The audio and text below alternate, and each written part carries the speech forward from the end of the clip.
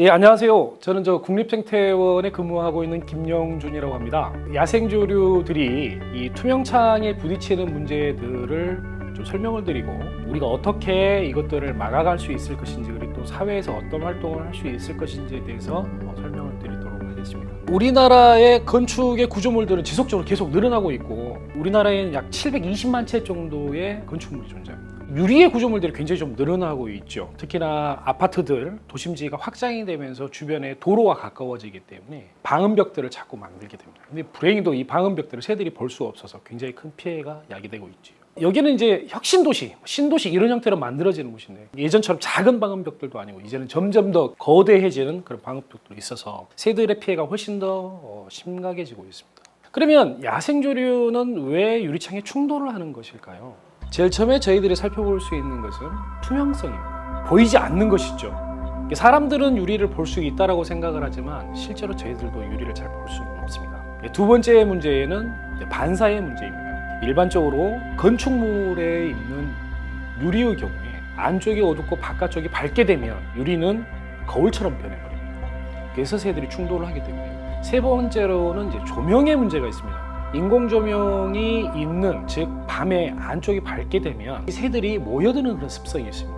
근데 문제는 그 가운데 있는 유리가 보이지 않기 때문에 새들이 충돌을 하게 되는데, 그건 나중에 영상으로 설명드리도록 하겠습니다. 그래서 이러한 문제들 때문에 특히나 방음벽은 투명성이 문제가 되는 것이고, 건물의 경우에는 거울처럼 반사되는 그런 유리들이 있습니다. 그래서 그런 것들이 주로 문제를 이야기를 하죠. 택시 승강장 같은 것들도 보면 실제로 이렇게 유리처럼 되어 있는데, 잘 보시면 큰 점들이 하나씩 있는 걸 보실 수가 있습니다. 왜냐하면 사람들도 거기에 자꾸 부딪히니까 거기에 어떤 마크를 두어서 조치를 좀 하고 있습니다. 우리 주변에는 굉장히 많은 유리의 구조물들이 있습니다. 예를 들어서 유리 난간도 문제가 될 수도 있고, 또 유리창 가까이 나무를 심어놓게 되면 그 나무를 향해서 새들이 들어오면서 충돌을 하기도 하고요. 지하철에서 나오는 지하철 역사도 유리로 되어 있고, 자전거 거치대도 유리로 되어 있고, 온실 구조도 다 유리로 되어 있습니다. 그래서 실제로 여러분들이 이 주변을 바라보면 반사가 되거나 투명한 존재로 되어 있는 수많은 유리 구조물들을 볼 수 있는 게 지금 현재 우리의 삶입니다. 이 영상을 보시게 되면 이 영상에서는 불빛에 벌레들이 모여드는 걸 자꾸 보실 수가 있습니다. 여름철에 주로 많이 볼 수 있는 그런 풍경인데요. 실제로 이 영상에 모여드는 이 하얀 점들은 벌레가 아니라 다 새들입니다. 이건 뉴욕시에서 촬영이 된 것인데요.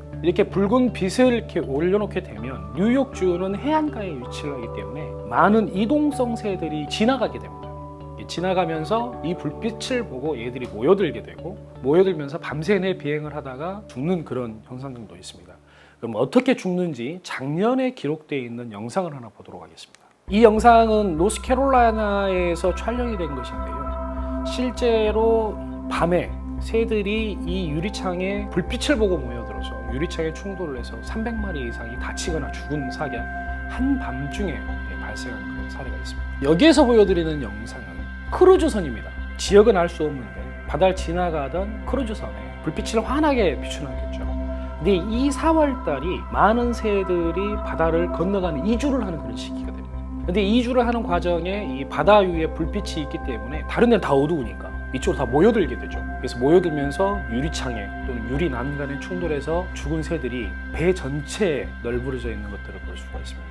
이런 크루즈선이 하나만 있을까요? 석유를 운반한 탱커들도, 유조선들도 이런 불빛을 가지고 있고 유리 구조를 가지고 있고요. 그래서 실질적으로 이런 것들은 굉장히 큰 생태적 문제를 낳기도 합니다. 조금 더 깊숙이 들어가게 되면 지난 50년 동안 북미에서 측정된 것만 하더라도 북미에 서식하는 새의 30%가 사라져버렸다는 연구도 있고요. 기상 레이더를 통해서 새들이 이동하는 과정들을 예측한 바에 따르면 지난 10년 동안 물리적으로 10%의 새가 줄어버린 그런 사례들도 계속 보고되고 있습니다.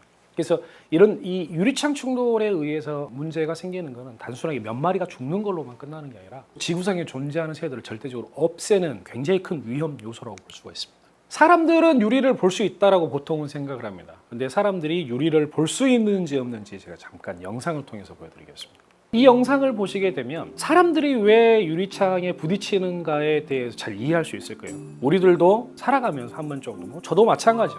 유리에 부딪히고 안경 낀 사람들은 콧등도 찢어지고 그런 현상들도 발생하죠. 그러니까 우리는 유리를 볼 수 있다고 생각하지만 근본적으로 유리는 인간이 보지 못하는 하나의 벽을 만들기 위해서 진화한 겁니다.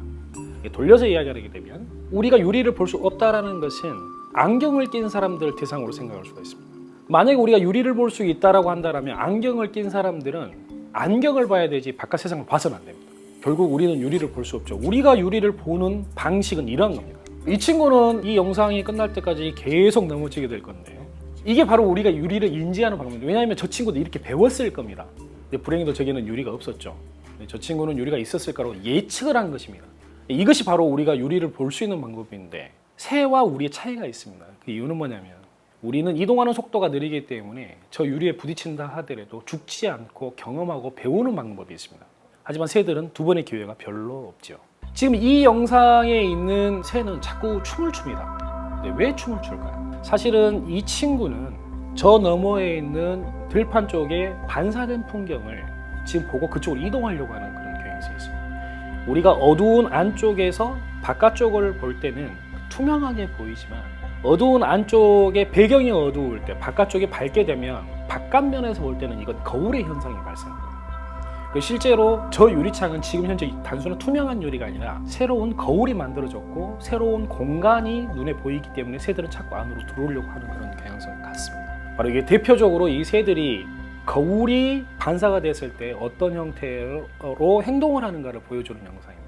유리창 충돌과 관련되어 있는 현상을 설명할 때 크게 몇 가지를 설명을 할 수가 있는데요. 이건 이제 해결하는 방법까지도 고민을 할 수가 있습니다. 첫째는 새들이 얼마만큼 빠르게 나는지, 또 새들이 가지고 있는 시야의 범주에 문제가 있고, 또 하나는 새들은 어떤 색상을 볼 수가 있는지, 이런 것들에 대한 이야기들을 할 수가 있는데요. 먼저 말씀을 드릴 수 있는 것은 인간은 평지에서 걸어다니는 속도가 보통 4에서 5km 시속. 근데 새들은 지구가 끌어당기는 중력의 힘을 이겨내면서 공중을 날아다녀야 되기 때문에 일정 정도의 속도를 내지 않으면 추락하게 됩니다. 그래서 일정 정도의 속도를 항상 내고 다녀야 되는데 그 속도는 보통 시속 35에서 한 70 정도의 속도를 비행을 하게 됩니다. 근데 여기에 이제 문제가 있는 것이죠. 여기에 나오는 게 공식은 아마 여러분들은 많이 아실 거라고 생각하는데 이건 물리에서 나오는 공식인데요. 운동의 에너지는 질량, 즉 무게와 비례하고 속도의 제곱으로 비례를 하게 됩니다. 50g의 새가 5km의 속도로 부딪히는 거하고 50g의 새가 시속 100으로 부딪히는 거 그 파괴력은 다르다는 거죠. 여러분들이 공을 만약에 맞아야 된다고 생각이 들면 제가 던지는 공이 맞으시겠습니까? 아니면 유현진이 던지는 공이 맞으시겠습니까? 공의 질량은 같은데 왜 제 공을 맞으려고 할까요? 그 이유는 정해져 있습니다. 왜? 속도의 차이가 있으니까. 속도가 빠를수록 파괴적인 문제가 나타납니다. 그래서 우리는 죽지 않고 살아있고 새들은 죽어버리는 것입니다. 그래서 여기에 나오는 영상을 보시면 이 방사선 사진은 같은 꽝의 방사선 사진입니다. 한 친구는 정상적인 방사선 사진이고요. 그 다음에 나오는 것은 유리창에 충돌한 이후에 죽어버린 폐사체의 방사선 사진인데요. 거기에 해부적 골격들을 보시게 되면 이렇게 큰 차이들을 가지게 됩니다. 안쪽에 있는 내장기관도 다 터져버렸고 심장도 터져버렸습니다. 거의 충돌한 즉시 즉사되죠. 물론 꿩은 비행 속도도 약간 느리긴 하지만 질량이 굉장히 무겁습니다. 보통 한 1.5kg 이상 나가기 때문에 굉장히 큰 임팩트를 받을 수밖에 없죠. 근데 이 영상에서 우리가 하나 더 봐야 되는 거는 뭐냐면 지금까지 우리가 연간 한 800만 마리가 죽을 거라고 생각을 하고 있는데 이거는 직접적인 영향에 대해서만 이야기하는 것입니다. 여기에서 발생하는 간접적인 영향에 대해서는 우리가 측정을 못하고 있죠. 번식기에 죽는 어른 동물들의 피해는 어린 동물들, 즉 번식에 영향을 미치게 됩니다. 번식에 영향을 미치게 되면 그 다음 세대가 태어나지 못하거나 태어났다 하더라도 성장하지 못하고 죽어버리는 문제를 앓고 있죠. 이 두 번째 방사선 사진을 보시면 알이 있는 게 보이실 겁니다. 아마 알을 10개를 낳았다고 한다면 그 10개의 알은 다 없어져 버렸을 겁니다. 근데 저희는 이렇게 간접적 영향을 그 규모를 측정하지도 못하고 있습니다. 그래서 실제적으로 유리창 충돌이 미치는 영향은 훨씬 더 심각할 것이다 라고 예상을 하는 것이 맞습니다. 그러면 새들은 왜 자꾸 부딪힐까요? 유리를 보지는 못하는 건 사실이긴 하지만 사람도 눈이 2개 달렸고 새도 눈이 2개 달렸기 때문에 보는 것이 다 똑같을 거라고 생각하지만 조금 다릅니다. 그 이유는 뭐냐면 일반적으로 동물들이 눈이 가운데로 모여있는 종일수록 공격적 성향이 강합니다. 그러니까 다른 동물을 잡아먹어야 된다는 거죠. 물건을 어떤 것들을 찾는 것보다는 그 물체가 정확하게 어디에 있는가를 찾아내는 게 훨씬 더 중요합니다. 그러면 어디에 있는가를 찾아내기 위해서 훨씬 더 중요한 시야의 차이는 뭐가 있냐면 눈이 가운데로 모여들어서 3차원으로 볼 수 있어야 돼요. 만약에 여러분들이 이걸 경험을 하고 싶다면 한눈을 감고 농구를 하시거나 탁구를 쳐보시거나 또 배드민턴을 쳐보시면 이해를 합니다. 굉장히 빠른 속도로 움직이는 것들을 맞출 때는 3차원의 시각이 필요합니다. 이 3차원의 시각을 알기 위해서는 두 눈이 한꺼번에 볼 수 있는 영역이 존재를 해야 됩니다. 그래서 제가 바라볼 수 있는 3차원의 영역은 이 정도 되고요. 이 영역을 벗어나는 이쪽은, 적어도 이쪽에서 움직이는 것은 제 오른쪽 눈으로 보지 못합니다. 이거 이 영역에서 움직이는 것은 오른쪽 눈으로 볼 수 있지만 왼쪽 눈으로 볼 수가 없는 영역이죠. 즉 한 눈으로만 볼 수 있는 영역과 두 눈으로 볼 수 있는 영역이 나눠져 있습니다. 근데 새는 어떨까요? 새는 정확하게 찾아야 될 그런 조류 종들도 있습니다. 예를 들어서 맹금류 같은 경우는 그렇게 해야 되겠죠. 그런데 다른 조류는 어떨까요? 예를 들어서 오리, 비둘기 이런 종들은 먹이를 굳이 정확하게 찾아야 될까요? 아니면 자기가 가지고 있는 시야적 범위를 자기를 잡아먹으려 하는 다른 포식동물들을 감시하는 데 사용을 해야 될까요? 그러한 목표들 때문에 눈이 측방으로 와 있습니다. 이 눈이 측방으로 오다 보니 3차원의 영역이 굉장히 좁게 됩니다. 3차원의 영역이 굉장히 좁다는 것은 내 앞에 있는 물체와 그 너머에 있는 물체들을 상호간에 비교해서 분석하기가 상당히 좀 어렵습니다. 그와 더불어서 새들은 굉장히 빠른 속도로 비행을 해야 되는데 자기들의 속도를 사람들은 달려다닐 때 또는 차가 다가올 때 그 차가 얼마나 빠른 속도로 오는지를 앞을 보면서 파악을 하지만 일반적으로 비행을 하는 조류 같은 경우에는 양쪽에 물체들이 얼마나 빠른 속도로 이동하는가를 보면서 감지를 합니다. 그래서 속도를 바라보는 입장 자체가 완전히 다르다는 것이죠. 그래서 이러한 문제들 때문에 앞쪽에 존재하는 유리의 구조물과 그 너머에 있는 다른 풍경이나 건축물들을 잘 구분지어서 보질 못합니다.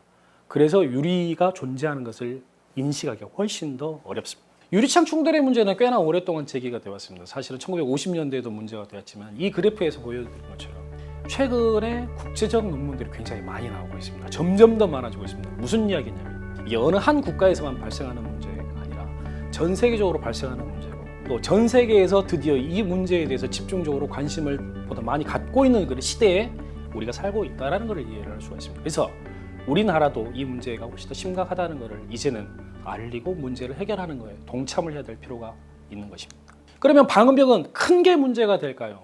아니면 작은 게 문제가 될까요? 일반적으로 굉장히 큰 고층 빌딩이 문제를 많이 일으킬 거라고 생각을 하고 있습니다.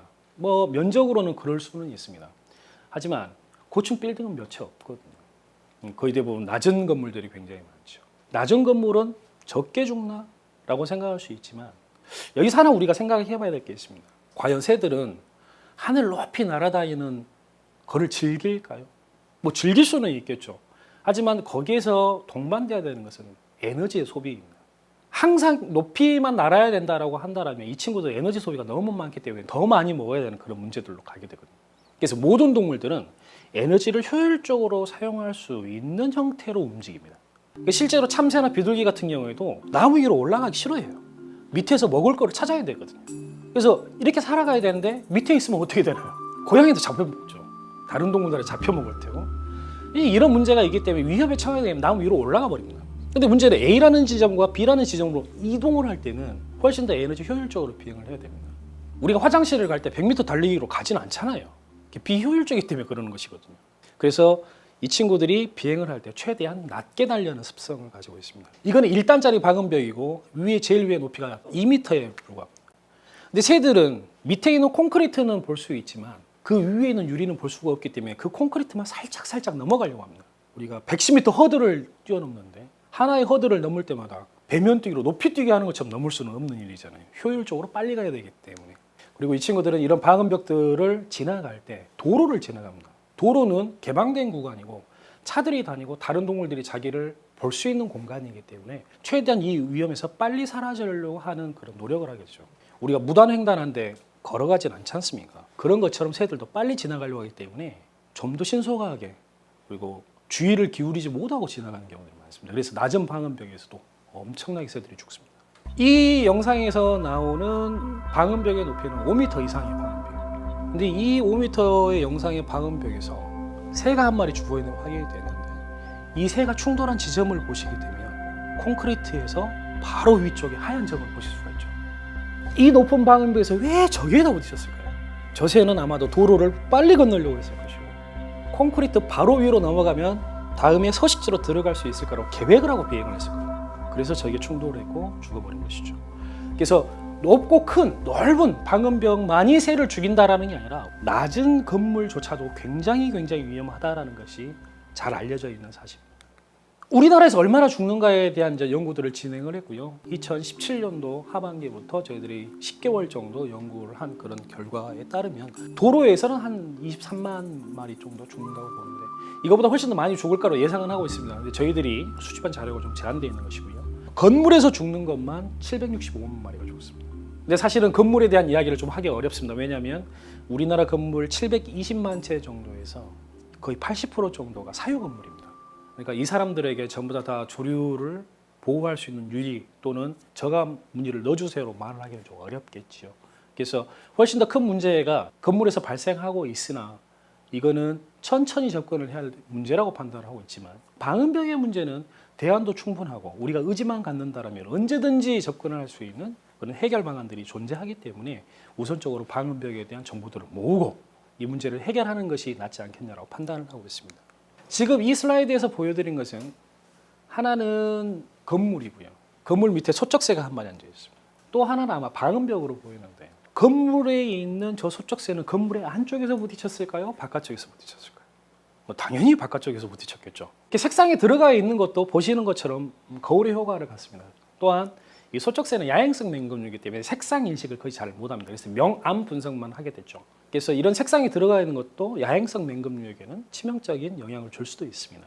똑같은 유리가 있다 하더라도 건물의 경우에는 한쪽 면에서만 문제가 발생합니다. 근데 옆에 있는 이 방음벽에 충돌한 흔적이 맷비둘기가 충돌한 흔적이 있는데요. 과연 이 맷비둘기는 이 도로의 안쪽에서 부딪혔을까요? 바깥쪽에서 부딪혔을까요? 저도 항상 현장에서 만나는 건데요. 현장에서 보는 저도 모릅니다. 저런 상황들을 만나게 되면 보통 손으로 문대 봅니다. 그래서 지워지면은 도로의 안쪽이고 안 지워지면 바깥쪽입니다. 자, 이 이야기는 무슨 이야기냐면 이 방음벽은 건물과 다르게 양쪽에서 새들을 죽입니다. 그래서 같은 면적의 유리 방음벽 또는 유리창이 존재한다 하더라도 훨씬 더 방음벽이 취약하고 위험하다라는 것을 말을 할 수가 있습니다. 자, 그럼 이제 우리가 무엇을 할 수 있을까요? 굉장히 해야 될 일이 굉장히 많습니다. 국가에서 할 일, 또 연구기관에서 할 일, 기업체, 또 생산업체들이 할 일, 또 시민들이 할 수 있는 일, 또는 어떤 단체들이 할 수 있는 일들이 굉장히 많이 있을 거라고 생각을 합니다. 법제도도 만들어야 될 것이고요. 법제도가 만들어지기 시간이 많이 걸리기 때문에 또 조사도 해야 될 것이고 이 조사된 힘이 존재를 해야 정치 또는 국회에 의견들이 들어가게 되고 그것이 문제가 된다라고 한다면 이게 어찌 보면 이렇게 규제가 될 수도 있는 문제가 됩니다. 그래서 이 규제가 갖는 이익이 큰 거냐 아니면 이 규제임에도 불구하고 우리가 뭔가 이 규제를 했을 때 우리가 얻을 수 있는 게 더 큰 거냐는 사회적으로 논쟁을 벌여 봐야 됩니다. 그래서 이거는 어디까지 우리가 뭘 할 건지를 결정을 하는 과정을 만들기 위해서 사회적 목소리가 커져야 됩니다. 사회적 목소리가 작으면 그 논쟁 자체도 못하게 되고 논쟁이 없으면 법률도 만들 수 없습니다. 그래서 이러한 것들을 만들기 위해서 가장 먼저 중요한 건 뭐냐면 우리 주변에서 어떤 새들이 얼마만큼 죽는가를 계속 기록하고 남기는 일이 굉장히 중요합니다. 연구를 하고 제도를 만드는 제도를 준비하는 것들은 외국의 벤치마킹들을 통해서 우리는 준비를 할 수가 있습니다. 하지만 이걸 왜 우리나라에서 해야 되냐 이에 대한 당위성을 우리가 부여하기 위해서는 우리나라에서도 이만큼 새가 죽는다라는 우리 마을에서도 내 건물에서도 새가 이만큼 영향을 받는다는 것을 스스로 증명을 해야만 우리가 이 규제를 뚫고 보다 나은 세상으로 갈 수가 있습니다. 캐나다에서 매년 하는 게 레이아웃입니다. 특히나 캐나다의 도시들이 이제 항구 주변에 있기 때문에 새들이 그쪽으로 이주하는 애들이 굉장히 많습니다. 그래서 봄과 가을에 새들이 지나갈 때 많은 시민들이 한꺼번에 나와서 토론토 또는 퀘벡 이런 지역들에서 서베이를 해서 사체들 다 모아서 일단 냉동고에 넣어놓습니다. 그래서 냉동에 한번 다 모아놓고 2주 시즌이 끝나게 되면 이 새들을 다 가져다가 이렇게 박물관에서 레이아웃을 펼칩니다. 그리고 나서 사람들이 얼마만큼 많이 죽는가에 대해서 설명을 하는 것이죠. 이런 형태의 일들을 하게 되면 사람들의 인식의 전환이 굉장히 빨리 일어납니다. 그래서 이런 것들도 모색할 수 있어야 되죠. 그래서 한국에서는 지금 현재 네이처링이라는 어플리케이션에 야생조류 유리창 충돌 조사를 진행하고 있습니다. 그래서 나중에 여기에 관련된 좀 더 자세히 이야기 나눌 것이라고 생각이 되고요. 여기는 이제 광주의 도심의 기록인데요. 별로 없습니다. 가까이서 보시면 특정 지구에만 새들이 굉장히 많이 죽습니다. 광주가 이렇게 작은 도시는 아닌데 왜 별로 안 죽을까요? 왜 특정 지역에서는 저렇게 많이 죽을까요? 무슨 문제가 있어서 그럴까요? 저기에만 새가 많이 살까요? 답은 하나입니다. 제가 조사한 됩니다. 조사하지 않으면 새가 안 죽습니다. 조사를 하면 새가 많이 죽습니다. 이런 현상은 곳곳에서 발생하고 있죠. 예를 들어서 자, 대구를 한번 살펴보시죠. 대구에서는 새가 4마리 죽었습니다. 과연 대구에는 방음벽이 없고 유리 구조물이 없고 새가 없어서 새가 안 죽는 것일까요? 근데 이런 형태로 되게 되면 대구에서는 새가 안 죽기 때문에 대구에서는 이거를 당장 해결해야 된다는 의지를 가지기 어렵겠죠. 그래서 이런 문제를 해결하기 위해서 우리 주변을 계속 모니터링 해줘야 됩니다. 과거 버전이고 지금 현재는 13,000건 이상의 데이터들이 쌓여나가고 있습니다. 보다 많은 시민들이 참여하고 계시고 기록을 남겨주고 계십니다. 이런 것들이 퍼졌을 때 예를 들어서 지금 1,000명이 조사를 하고 있는데 2만 명이 조사를 하게 된다면 훨씬 더 큰 데이터들이 모여질 것이고 그게 또 한국에서 가질 수 있는 시민 참여의 힘들이라고 생각을 하고 있습니다. 종별 특성도 봐야 되는데요. 예를 들어서 북미 쪽, 미국이나 캐나다의 경우에는 봄철과 가을철 애들이 이동하는 시즌에 굉장히 많이 기록이 됩니다. 근데 우리나라는 조사를 해봤더니 텃새가 80% 정도입니다. 미국은 텃새가 사는 지역은 인구 밀도가 낮기 때문에 건물도 좋고 조사가 잘 안 됩니다. 인구 밀도가 많고 시민사회 운동을 할 수 있는 민간단체가 있는 곳에서는 운동을 많이 하니까 더 많은 기록이 되고 그런 편향성을 좀 갖고 있다고 보고요. 얼마 전에 나온 멕시코 논문에서 우리나라처럼 똑같이 텃새들의 영향을 많이 받는 걸로 나와 있습니다. 이게 무슨 이야기냐면 내 주변에 있는 애들은 언제든지 죽을 수 있는 환경이라는 겁니다. 이 텃새들, 참새, 비둘기 이런 녀석들은 이러한 위험을 뚫고 지금 살아있는 것이죠. 예를 들면 제가 방음벽 조사를 하고 있는데 그 방음벽 위로 날아다니는 새들이 가끔씩 보입니다. 그때 어떤 생각이 드냐면 너희들도 조만간에 죽겠구나. 제가 한 곳을 조사하는 곳이 있는데 찌르레기라는 한 가족이 매년 번식을 합니다. 근데 그 주변에 있는 방음벽에서 새들이 굉장히 많이 죽었어요. 그래서 그 해에도 이 친구들 도로 표지판 구멍 안에다 번식을 했는데 그게 무슨 일이 벌어졌냐면 이 친구들이 둥지를 떠나는 시점이 돼서 제가 조사를 하러 들어갔는데 방음벽 밑에서 새끼 5마리 다 발견했습니다. 올해도 제가 그 현장에 갔는데 이미 다시 발견이 되고 있습니다. 그러니까 이런 것들은 계속 연속적으로 계속 발생을 하고요. 예를 들어서 그 지역에 있는 어미들이 만약에 죽어버리면 이제는 앞으로 거기에서는 찌르레기를 볼 수 없는 그런 상황으로 가겠죠. 그런 것들이 우리 주변에 굉장히 많이 널려져 있습니다. 그래서 우리는 항상 관심을 가져야 된다는 말씀을 드리는 것입니다. 또 하나의 문제는 SNS나 아니면 기사들의 댓글들을 보게 되면 우리 회사에서 많이 죽어요. 아니면 내가 학교 가는 길에서도 많이 죽어요. 뭐 이런 형태의 기록들이 계속 올라옵니다. 근데 문제는 이 기록을 남기지 않으면 이런 기억들은 휘발돼서 사라져버립니다. 그러니까 이런 형태로 기록들은 남아있는데 이거는 이제 물총새가 성조입니다. 지금 번식에 참여하는 녀석인데 죽어버렸죠. 사람들은 안타까워합니다. 근데 그 안타까움 며칠 못 갑니다. 왜? 이 기록은 파편화돼 버리기 때문에.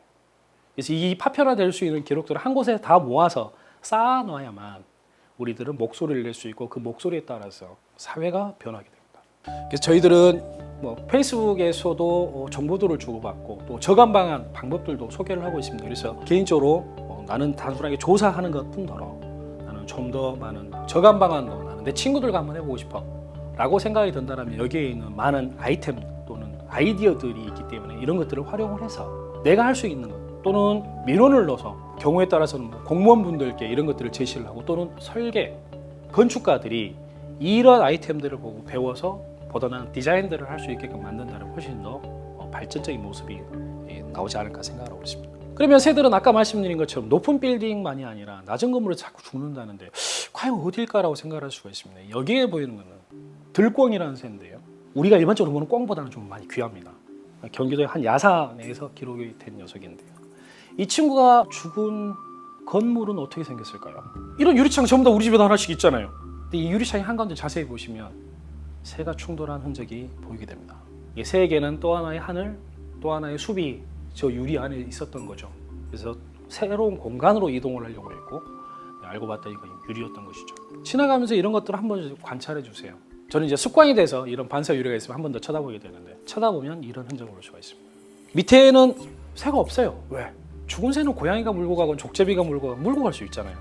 주인이 치웠을 수도 있고. 근데 이 흔적은 잘 지워지지 않습니다. 또 깃털 한 점이 떨어질 수도 있고. 이런 것들을 기록을 하게 되면 우리 주변에서 정말로 새가 많이 죽는다는 것을 보다 더 밝혀낼 수가 있습니다. 이거는 주변에서 흔히 볼 수 있는 삼겹살집, 썬팅이 되어 있는 건물입니다. 아까도 말씀드린 것처럼 건물은 반사가 문제라고 말씀을 드렸죠. 유리 구조물이긴 한데 별로 안에도 투명하게 보이지 않습니다. 근데 이게 보시면 지금 검정색으로 반사가 되는 걸 볼 수가 있습니다. 근데 그 밑에를 보시면 참새가 말이 죽고 있습니다. 그러니까 저렇게 유리처럼 보이지도 않는데 반사가 이루어지게 되면 거울이 되고 그 거울의 새로운 공간으로 새는 움직이기 위해서 죽어버립니다. 이런 건 어떤가요? 양쪽으로 뚫려져 있는 부분. 이쪽으로는 애들이 빠져나가려고 100%. 또 경우에 따라서는 이게 거울이 되기도 하고 또 투명성을 갖기도 하고 그래서 새들이 죽어버립니다. 저 너머에 보시면 버드 세이버라고 맹금류 스티커 붙여놓은 것도 보시면 저는 아무런 쓸모도 없는 그런 일들. 자, 이런 구조물로는 어떻습니까? 우리 주변에 창고 이런 거 굉장히 많이 있죠. 이건 건축물로 등록도 안 된 녀석들일 수도 있습니다. 근데 여기에서 어디가 유리가 있죠? 또 유리창만 있는데 거기에서 또 새는 죽습니다. 이거는 우연의 변수겠죠. 우리의 계산상 1년에 건축물 하나에 새 한 마리만 죽어도 연간 720만 마리 죽습니다. 좋은 풍광에 있는 펜션 또는 전원주택. 요즘 전원주택 가면서 누가 창 조그맣게 만듭니까? 굉장히 거실창 크게 만들고. 근데 거기는 전부 다 반사가 이루어집니다. 근데 거기에서 죽어나가는 새들은 이렇게 한 마리가 아니라 부지기수로 죽을 수밖에 없습니다. 이 친구는 흑비둘기라는 새인데요. 어떤 공기업에서 만들어 놓은 구조물인데 거기에 소음이 발생하니까 투명 방음벽을 만들었던 것 같습니다. 근데 그 투명 방음벽에 이 흑비둘기라는 새가 멸종위기 중입니다. 바닥에 적어도 13마리가 떨어져 있습니다. 이 작은 방음벽에. 울릉도에 있는 하나의 구조물인데 이렇게 특수한 공간 내에서도 굉장히 많은 새들을 죽여버릴 수 있다는 걸 항상 명심을 해야 될 거라고 생각합니다. 그래서 이렇게 작은 구조물에서도 새들이 죽습니다. 그러면 우리가 어떻게 막을 것이냐? 5 곱하기 10의 규칙입니다. 새는 날개를 벌리기 때문에 이 사이로 빠져나갈 수가 있습니다. 그래서 위아래로 5cm, 그 다음에 가로로 10cm 이내로 문양들을 만들어 놓으면 그 안에는 지나가기를 꺼려합니다. 이게 이제 일반적인 규칙이고요. 우리가 100%는 막을 수는 없겠지만 적어도 80%는 막아야 되지 않겠습니까? 이런 규칙을 만약에 이용을 해서 개선을 한다면 더 많은 새들을 좀 살릴 수 있지 않을까라고 생각을 하고 있습니다. 그러면 안에서 붙여야 되나요? 밖에서 붙여야 되나요? 아까도 말씀드린 것처럼 건축물에서는 뭐가 문제라고 그랬죠? 반사가 문제라고 그랬습니다. 그럼 반사가 유리의 바깥쪽에서 일어나는지 안쪽에서 일어나는지를 한번 보여드리겠습니다. 이건 똑같은 문양인데요. 이 문양은 지금 안쪽에서 붙인 겁니다. 바깥쪽에서 바라볼 때 지금 한쪽에서는 문양이 정확하게 보이는데 이걸 약간 각도만 틀어서 바라보게 되면 사라져 버립니다. 반사가 나타나서 안쪽에 있는 문양은 존재하지 않습니다. 그래서 안쪽에 저감방을 하는 것은 특히나 반사가 문제가 되는 현장에서는 전혀 쓸모가 없습니다. 그래서 되도록이면 모든 저감방안들이 바깥쪽에 설치가 되는 겁니다. 그래서 예를 들어서 저감방안 중에 필름이나 또는 시트 같은 거를 붙일 때도 안쪽에서 붙이는 내장형 시트나 필름이 돼야 되는 게 아니라 내후성이 좋은 제품들을 설치를 해야만 굉장히 오랫동안 효과를 볼 수가 있습니다. 극단적인 사례는 이런 사례들도 있습니다. 새들이 이런 좁은 공간도 경우에 따라서 갑니다. 저희들이 여기까지는 막을 수는 없어요. 자연적으로도 이렇게 발생하는 문제이기 때문에 물론 새들을 안 죽이기 위해서 유리를 없애는 게 가장 좋습니다. 근데 그거는 사회적으로 받아들여질 수가 없잖아요. 그래서 어디 정도까지 우리가 물러서고 어디까지 허용할 것인가에 대해서 사회적으로 합의가 될 필요가 있다고 생각이 드는 것입니다. 그래서 문양에 대한 연구들은 이렇게 20가지가 외국에서도 연구가 되고 앞으로도 한국에서 연구를 할 그런 예정이 있습니다. 그래서 이렇게 수많은 어떤 무늬의 패턴이나 색상의 패턴들에 대해서 앞으로 제한이 될 거지만 근본적인 틀에서는 5 곱하기 10의 규칙으로 유지를 하는 게 좋습니다. 그리고 이런 문양만 꼭 우리가 할 수 있느냐? 그렇지 않습니다. 예를 들어서 캐나다에 있는 브리티시 컬럼비아 대학에서는 이게 카페에 이런 그림들이 그립니다. 그냥 화이트 또는 아크릴 물감으로 이런 문양들을 집어넣기도 하고요. 이거는 도서관입니다. 도서관이 전부 다 투명할 필요는 없잖아요. 시인들의 문구, 소설의 문구들을 집어넣어서 예술적 작품으로 만들 수도 있고 또 예술대학 학생들이 직접 자기들이 참여해서 문양도 예쁘게 만들고 이렇게 해놓으면 지저분하게 보이면 꼭 그렇지는 않습니다. 그래서 우리가 개선할 수 있는 거, 우리 스스로 할 수 있는 게 무엇인지 다른 사람 의존하는 것보다는 같이 할 수 있는 방법들을 찾아내는 것도 굉장히 중요하다고 생각됩니다. 그러니까 여기에서 보는 것은 그 동물원 건물인데요. 사무공간입니다. 사무공간에서 바깥쪽을 바라볼 때 풍경이 이렇게 생겼습니다. 새들 엄청나게 죽겠죠. 근데 여기에서 잠깐 옆에서 보면 이렇게 보입니다. 문양이 들어가 있죠. 저 문양이 자외선을 반사하는 문양입니다. 우리 눈은 잘 보이지 않죠. 근데 새들은 저 문양들이 있기 때문에 이게 창살처럼 만들어져 있는 걸 보고 접근을 꺼리게 됩니다. 이렇게 기술이 개발이 돼요. 지금 현재 기술을 개발한다면 굉장히 고가가 되겠죠. 한데 이것이 제도적으로 되거나 또는 이러한 고가 제품을 상생 제품으로 명칭을 하고 국가에서 보조금을 주거나 사회적인 합의가 이루어진다면 훨씬 더 저렴하게 양산을 하게 되면 보다 많은 사람들이 활용할 수 있는 기법으로 갈 수 있습니다. 그래서 단순하게 유리에 뭔가 붙이는 거 굉장히 싫어 라고 말을 하는 것, 그거는 합리적인 저항이라고 생각이 들어요. 근데 이런 것들을 해결하기 위해서 필요한 것들은 또 다른 기술들, 인간의 불편함을 없애면서 새들을 살릴 수 있는 그런 기법들이 나와야 됩니다. 그런데 마을 주민들은 그러실 수 있어요. 새를 살리는 것도 좋지만 나도 조망권이 있어야 될 거 아니야. 이게 대안들이 존재합니다. 여기에서 보시면 두 개의 방음벽이 있죠. 특히나 이쪽 방음벽을 보시면 좋습니다. 이 방음벽에는 저희가 이런 형태로 도트형 저감 방안을 적용을 했습니다. 그 반대편은 안 했습니다. 그리고 나서 모니터링을 했죠. 왜? 유효성을 점검하기 위해서 저희가 2년 정도 모니터링을 한 곳입니다. 여기 보이는 이 방음벽은 처리를 한 방음벽일까요? 아니면 그냥 놔둔 방음벽일까요? 이게 혼동이 될 수밖에 없는 거는 여전히 투명하거든요. 그러니까 의심스러운 거죠. 제가 뭘 물어보는지. 실제로 여기는 이미 처리를 하는 방음벽입니다. 일정 정도 거리를 떨어져서 바라보게 되면 그 전문의는 잘 보이지 않습니다. 인간의 눈에는. 그래서 투명성을 갖기 때문에 지역 주민들이 갖는 불만일 수 있는 조망권이나 햇볕이 들어오는 그런 문제들 상생할 수 있는 그런 방법들이 나옵니다. 그래서 이 그래프에서 파란색은 원래 죽던 구역이고요. 여기를 저희가 처리를 했습니다. 그리고 주황색 그래프는 그냥 놔둔 됩니다. 그래서 저희가 2년 동안 모니터링을 한 거예요. 한쪽에서는 저감 방안을 하자마자 완전하게 거의 사라집니다. 몇 마리는 추가적으로 죽긴 죽지만 거의 대부분 없어지죠. 근데 그대로 놔둔 지역은 여전히 죽습니다. 저 정도는 저희들이 할 수 있다라는 생각이 들잖아요. 할 수 있으면 해야 됩니다. 자외선을 반사시키는 그런 문양들을 집어넣을 수도 있고요. 돈이 없으면 끈을 내려도 됩니다. 이것도 굉장히 효과적인 걸로 해외에서 연구가 이미 끝났습니다. 그러니까 저희들이 그냥 끈 사다가 10cm 간격으로 내려만 주면 새들이 안 죽습니다. 이런 것들을 스스로 해볼 수 있는 그런 공간들이 많이 있을 거라고 생각이 듭니다. 또 이렇게 아파트 방음벽을 만들 때 애초에 문양을 넣는 것들 방법이 있습니다. 이 아파트는 새를 살리기 위해서 그런 게 아니라 그냥 아파트 가치를 조금 더 올리기 위해서 고급지게 보이려고 문양을 넣었어요. 그 요즘은 이런 문양이 조금 더 대세입니다. 왜냐하면 그냥 방음벽을 해놓으면 안쪽에 사시는 분들의 프라이버시에 문제가 생겨서 조금 더 가리는 방향으로 가는 경우들도 많습니다. 경우에 따라서는 1층에 해당하는 부위는 이렇게 문양을 넣어주고 그 위에는 또 열어놓는 경우들도 있어요.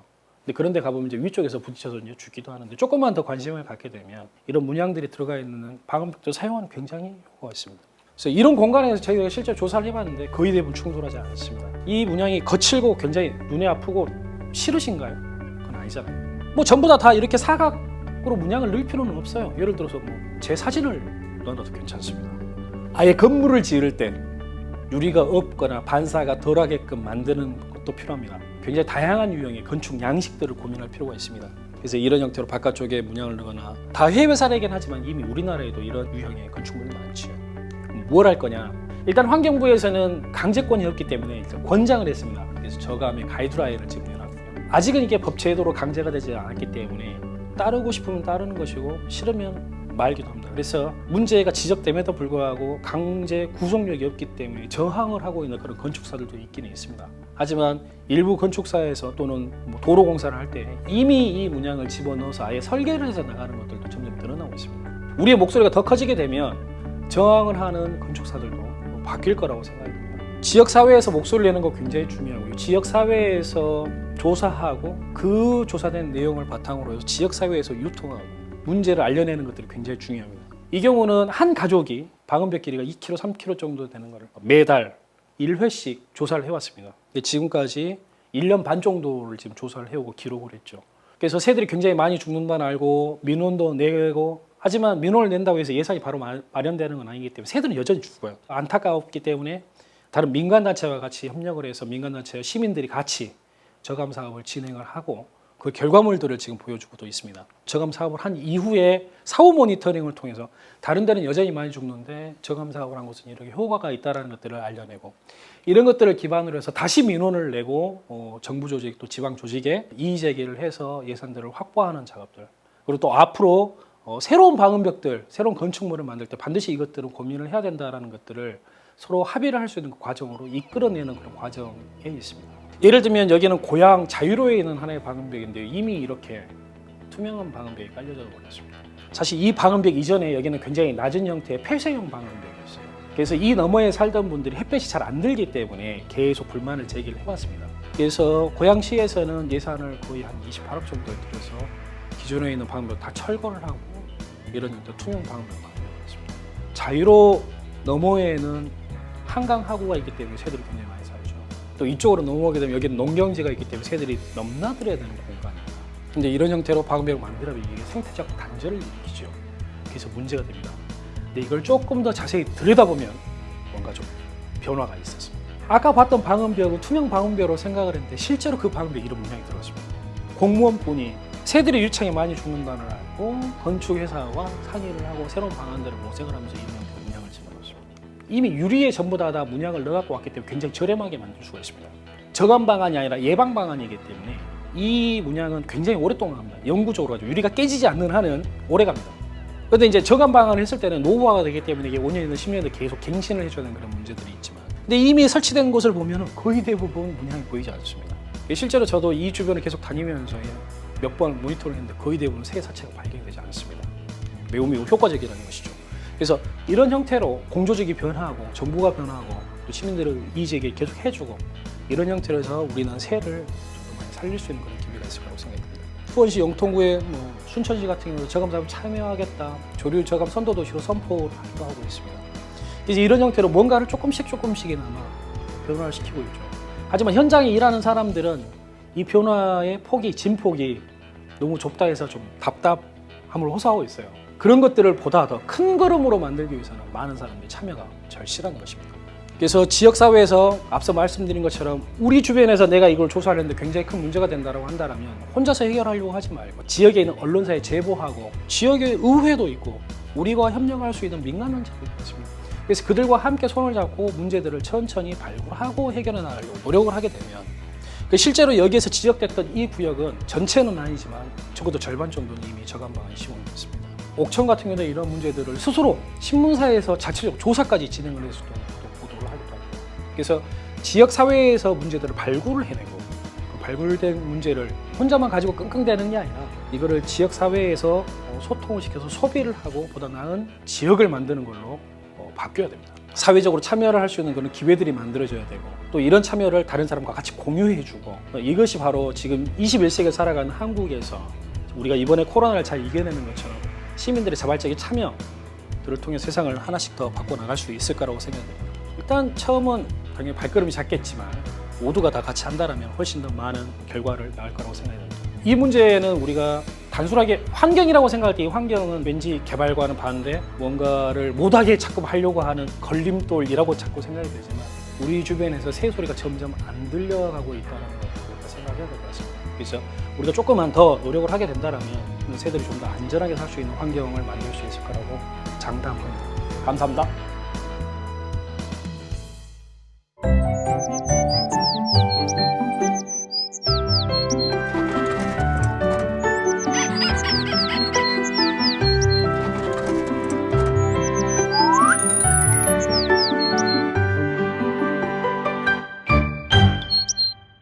안녕하세요. 야생조류 충돌 활동의 사례에 대해서 발표하게 된 경기대 학생 허수환입니다. 제가 이 활동을 하게 된 계기에 대해서 먼저 말씀드릴 텐데요. 작년 7월부터 충남 야생동물구조센터에서 자원봉사 활동을 하면서 센터로 구조돼서 들어오는 이유 중에 하나가 유리창 충돌이라는 걸 알게 됐어요. 참새나 박새 같이 작은 새들도 많이 들어왔는데 수리부엉이 같이 크기가 큰 맹금류도 많이 들어온다는 것을 알게 되었습니다. 우연히 같이 봉사를 하던 친구 중에 주변에서 먼저 조사를 하던 친구가 있었어요. 그래서 그 친구의 조사를 따라갔는데 청닥다구리라는 새를 발견을 했어요. 건물의 유리창에 충돌을 해서 죽어 있더라고요. 이제 그 유리창에는 나무가 반사가 되어 있었는데 충돌한 지 얼마 안 됐는지 사후 경직도 아직 안 풀려 있었고 나중에 살펴보니까 여기가 원래는 일자로 돼 있어야 되는데 약간 비틀어져 있거든요. 그래서 골절이 된 것으로 추정을 하고 있습니다. 사실은 제가 청닥다구리를 여기서 처음 보기도 했고 구조가 돼서 들어온 새들을 많이 봤는데 실제로 죽어 있는 거는 처음 봤어요. 그리고 아직 경직이 안 풀렸을 정도로 죽은 지 얼마 안 됐다는 거니까 마음도 되게 아팠고 좀 충격도 많이 받고 그래서 저도 제 주변에서 이런 조사를 해봐야겠다고 결심하게 되었습니다. 생활 가까이에서 조사를 할 수 있는 곳이 어딘가를 생각을 했는데 일단 학교가 제일 많은 시간을 보내는 곳이더라고요. 학교 내부에도 유리창으로 된 벽이 굉장히 많았고 산하고 학교하고 맞닿은 부분이 있는데 거기도 방음벽이 한 2개 정도 있었어요. 그래서 거기를 조사해야겠다고 생각을 했습니다.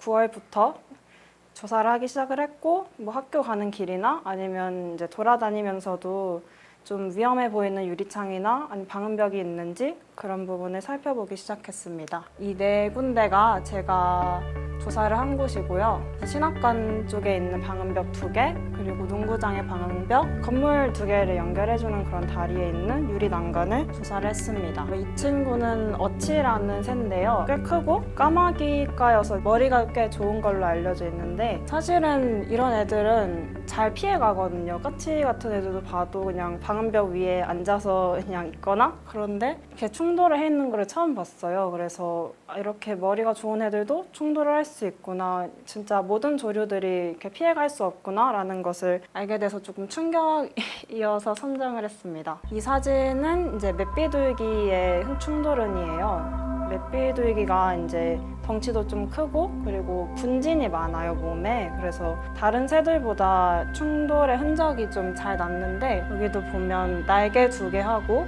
머리, 눈까지 지금 다 찍혀 있는 것을 볼 수 있습니다. 그리고 이 흔적도 이제 맷비둘기의 흔적이에요. 맷비둘기는 가슴 쪽에 소낭이라는 기관이 있는데 가슴 부분을 강하게 충돌이 일어나면 그 부분이 터지면서 안에 내용물이 흘러나오는 경우가 있어요. 그래서 이렇게 충돌 흔적이 만들어졌습니다. 이 친구가 저 흔적을 만든 맷비둘기고요. 까치들이 모여 있더라고요. 얘네를 먹으려고. 저 깃털도 다 까치가 뽑아 놓은 거고 제가 이제 까치한테는 좀 미안하지만 가서 기록을 하고 다음 조사를 위해서 중복이 되면 안 되니까 다른 쪽으로 치웠습니다. 그리고 이 새들은 콩새라는 새인데요. 겨울철새예요. 10월, 11월쯤에 많이 날라오는데 지금 제가 3마리를 이렇게 같이 두고 찍었잖아요. 근데 이거는 여러 번 가서 얘네를 주운 게 아니고 한 번 갔는데 같은 방음벽에 조금씩 다른 지역에 다 이렇게 떨어져 있었어요. 근데 경직도 안 풀리고 뭐 먹힌 흔적도 없고 해서 다 비슷한 시기에 충돌을 했구나라는 것을 알 수 있었고 그 짧은 시간 안에 새들이 이렇게 많이 부딪힐 수 있구나라는 것을 또 알게 돼서 좀 안타까웠던 사건입니다. 그리고 이 흔적도 콩새의 흔적인데요. 먼저 새가 와서 사체를 먹은 흔적이고요. 그래서 이렇게 발견이 되는 경우도 꽤 많았습니다. 그리고 이 친구도 겨울철새인데요. 얘는 홍여새라는 새예요. 조금 희귀한 새인데 이 친구는 이제 다행히도 살아 있었어요. 제가 발견을 했을 때. 근데 이제 구조는 제가 잘 못했는데 그래도 살아 있어서 이제 총총총 뛰어가긴 하더라고요. 근데 날지는 못했어요. 날지 못하는 경우에 이제 고양이나 그런 다른 들짐승한테 먹히는 경우가 굉장히 많아서 경우도 위험한 경우입니다. 그래서 제가 유리창 충돌 조사를 하면서 충돌을 기록을 하고 활동을 하는 곳이 2가지인데요. 그 중에 하나가 네이처링이라는 곳입니다. 그래서 이게 네이처링을 앱으로 했을 때 캡처한 사진이고 빨간색이 누구나 충돌을 목격을 했을 때 이 미션에 참여를 하면 이제 기록을 할 수 있는 그런 공간이고요. 그래서 왼쪽 사진이 제가 이 미션에 사진을 올린 것입니다. 저의 경우에는 학교 내부에서 조사를 많이 하기도 했고 충돌도 워낙 많이 일어나서 따로 좀 나중에 쓸 일이 있을까 해서 정리를 한 것이 노란색 미션입니다. 그래서 이것도 네이처링에서 제가 올린 기록 중에 하나인데요. 기본적으로 어떻게 올리는가를 보시면 충돌 흔적 을 올리고 그리고 어떤 환경에서 충돌을 했는지 이 사진의 경우에는 방음벽이죠. 그래서 이렇게 사진을 기본적으로 한 2장 정도를 올리고 뭐 나중에 뭐 쓰고 싶은 말이 있거나 그런 게 있으면 아래 적는 식으로 올리고 있습니다. 그리고 제가 또 한 곳에서 활동을 하는데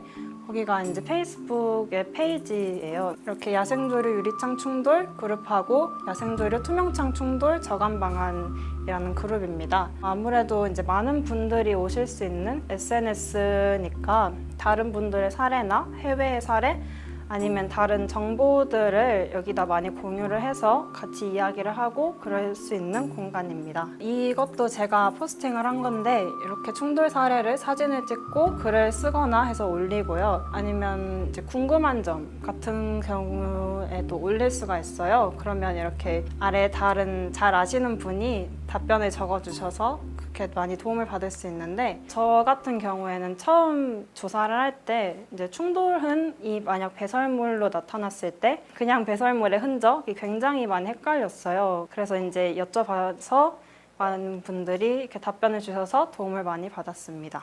제가 페이스북에서 많이 활동을 하고 뭐 사례도 올리고 해서 SBS 기자님이 그 활동에 관심을 먼저 가지고 계셨어요. 그래서 이제 교내의 겨울철새 충돌에 대해서 관심을 가지고 이제 인터뷰를 하고 싶다고 하셔서 뉴스에 나왔습니다. 경기도 수원의 한 대학교에 있는 방음벽입니다. 투명창 아래에 죽은 지 며칠 지난 새 한 마리가 있습니다. 겨울철새인 콩새입니다. 한 학생이 지난 10월 28일부터 최근까지 방음벽 근처에서 죽은 콩새를 세보니 13마리나 됐습니다. 방음벽엔 깃털 등 충돌 흔적이 그대로 남아 있습니다. 생각보다 정말 많은 새들이 죽고 아무도 모르는 죽음이 의미 없는 죽음이 있으니까 되게 안타까웠습니다. 사실 제가 충돌을 기록을 하기 전에도 이제 저는 몰랐던 충돌 흔적이 있었어요. 그래서 나중에 다시 기록을 했는데 제가 조사를 할 때는 겨울철새가 많이 왔는데 봄, 여름이 되면 번식기도 있고 그리고 여름철새도 내려와서 그 지역의 새의 수가 굉장히 많이 늘어나요. 그러면 충돌도 굉장히 많아질 것이고 그래서 학교 측에 저감 방안을 좀 실시를 해주면 좋겠다 건의를 하기 위해서 보고서를 작성을 했어요. 그리고 앞에 활동에서 알게 되신 분 중에 필름 시공을 도와주시겠다고 지원을 해주시겠다는 분도 만나서 제가 좀 많이 도움을 받게 되었습니다. 2019년 9월에서 2020년 1월 총 5개월 동안 35회 조사를 했고요. 보여드렸던 4개 지점 총 78회 충돌을 기록을 했습니다. 제가 작성한 보고서 중에 일부인데요. 빨간색으로 표시된 지역이 제가 조사를 했던 부분이고요. 충돌 원인, 조사 지점과 식생의 관계, 그리고 학교에서 간단하게 할 수 있는 충돌 저감 방안 등을 제시를 해서 학교에 전달을 했습니다. 그래서 조사 지점별 충돌 횟수와 종별 충돌 비율을 이렇게 따로 나눠서 표를 만들었었는데요. 신학관 방음벽 1에서 57회의 충돌로 가장 많은 수가 충돌을 했고요. 그 이후에는 7회, 9회, 5회로 각각 기록이 되었습니다. 그리고 종별 충돌 횟수는 아무래도 동정 불가가 가장 많았고요. 그리고 콩새가 두 번째로 많았고 맷비둘기, 돼새, 그 이후에 다른 새들로 총 8종을 저는 충돌 기록을 하게 되었습니다. 제가 작성한 보고서하고 국립생태원에서 발간한 안내 책자 여러 자료를 모아서 학교에 전달을 했고 그래서 학교 시설팀에서도 시공 허가를 해주셔서 도와주시기로 한 분들이 오셔서 시공을 해주셨습니다. 도와주시기로 해주신 분을 포함해서 4분이 오셨고 또 지게차도 와서 같이 작업을 했는데요. 충돌을 많이 했던 신학관 1방음벽과 2방음벽을 먼저 시공을 했습니다. 오전 8시부터 오후 3시 정도까지 시공을 했고요.